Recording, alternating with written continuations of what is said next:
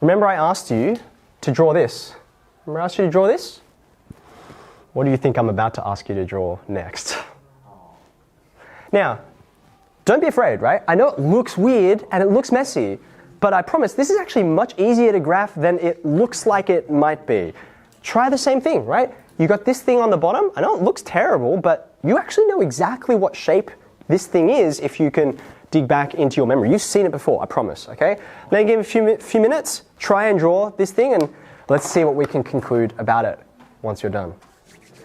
All right, I heard exclaimed cries. You're like, oh, it's just a, right? So maybe it's clicked for you. For those of you for whom it is not clicked, here is the denominator of our derivative. Denominator of our derivative.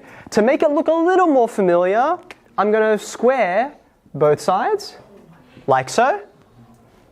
And then I'm going to ever so slightly rearrange by adding x squared to both sides. Okay, so what is this top line?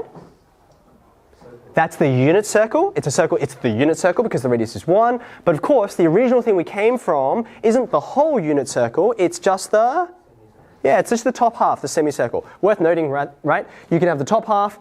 If we change signs, you can have the bottom half. You can also make it the left half or the right half, depending on whether you got your x's and y's underneath the square root. But this one just looks like that. Are you happy? I mean, it's not my greatest semicircle, but it'll do, okay? So this is the square root of 1 minus x squared, and now we want the reciprocal of this, okay? I'm going to do it just like we did the one for tan. This point right here, what is that? 1. That's 1. So its reciprocal is 1. You don't have to worry about the outsides here. It's not defined, okay? But see this spot right here on the unit circle? It's equal to... Oh, hold on. I should specify. What's the y value equal to? It's 0 because I'm taking the reciprocals of y values, right? You see that? Not the reciprocals of x values.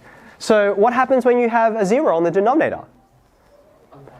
It's undefined. That's not good, right? Undefined for a graph means an asymptote. Yeah? This, just like our other one before, even function. And so over on the left-hand side, you've got the same thing happening, right? And so now I'm ready to actually draw the thing. From here, we know it's at 1. What happens is we go to the right, to the reciprocal.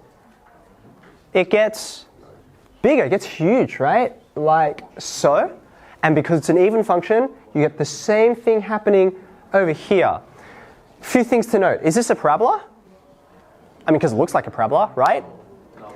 It is not a parabola, because parabolas can go they have no restriction on their range, right? But this thing is kind of like confined in. So parabola-esque, but it's not a parabola, okay?